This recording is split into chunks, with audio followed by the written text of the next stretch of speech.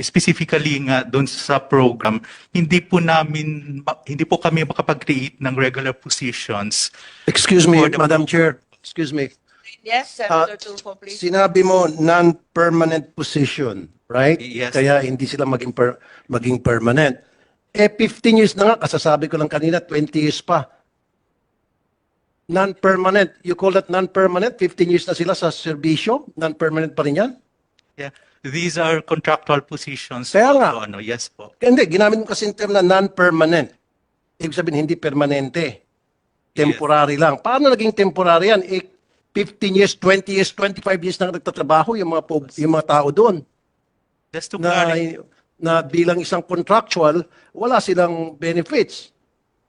At yun yung sabi ka ng Senator Amy, dapat kayo yung social service, dapat kayong namumuna to make sure na makakuha ng social justice ang mga kababayan natin, kapwa natin, and yet kayo nag-violate ng tinatawag ng social justice.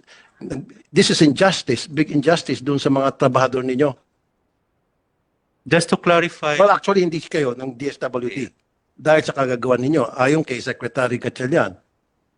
Teka, nalilito ako. Ang sinabi mo, 12,000 contractual positions. Pero, Yes po. unauthorized pa rin ang permanent position. So, Yes po. zero pa rin ang permanent kahit meron 12,000 contractual. We are just perpetuating this injustice, di ba? Exactly. Parang mali yata yun. So yung contractual, why don't you convert it to a contract worker? Permanent. Just to clarify, these contractual positions are coterminous to the lifespan of the 4-piece program. For Kasi, term, opo. Yeah, sasabi ko sa'yo, attorney, what's your name, attorney? no, sir. Chief lang po. Sabi mo, coterminous sa 4-piece program. Kailan ba nag-start ang 4-piece? Yes po. Ah, ang basis po namin Ibig dito, sabihin, nagtataka ako. The 4-piece program was institutionalized. Senator Bongo is here during the term of President Duterte. So that was in 2016 pa. yes Bakit po. wala pa rin mga permanent position ng 4-piece? Bakit napako sa contractual ang 4-piece? Exactly. Samantalang nandyan sa batas, ang liwaliwanag, 7 taon na yan. Yes po. Ang binabanggit po ninyo, ito pong RA 11310 na nag-institutionalize ng 4-piece program. Anong pangalan mo ulit, sir? Paul Perocho po. Walter? Ano maramdaman mo kung ikaw ay contractual lang dyan sa DBM? And then every 6 months, pagdating ng bago mag-expire yung kontrata mo, manginginig ka na, matatakot ka na kung i-renew ba ang kontrata mo o hindi, o baka masibak ka na. And then pag nagkasakit ka, wala kang benepisyo. How would you feel? Sige nga. Anong maramdaman mo? Yes, Senator. Hindi nga, sagutin mo ako. Just answer me. How would you feel? May pamilya ka, may mga anak ka, may sinusuportahan ka, may pinapaaral ka. Pagdating nung time na malapit na renew yung contract mo, nanginginig ka sa takot na baka hindi na ma-renew.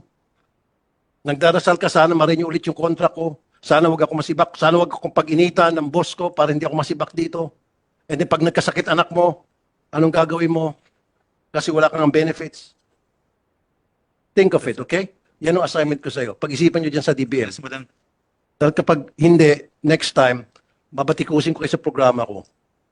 Araw-arawin ko kayo. Promise. Gets? Okay. Move Sir. to the next. Madam Chair, can I add? Hindi nga, basta huwag ka na magdiskusyon sa akin, makipag-discuss sa akin. Maging si Senator Amin na nagsabi na hindi mo dapat, ilan libo ang sinasabi mong contractual? 12,000. Ba't di nyo nalang gawing regular? Yun eh. Gusto nga ng DSWD, kaso tali yung kamay nila dahil sa inyo dyan sa DBM. Okay? Noted po, Madam Chair. Very good. Good boy. Next question ko po, Mr. Secretary. In fact, ito personal experience ko, nakita ko.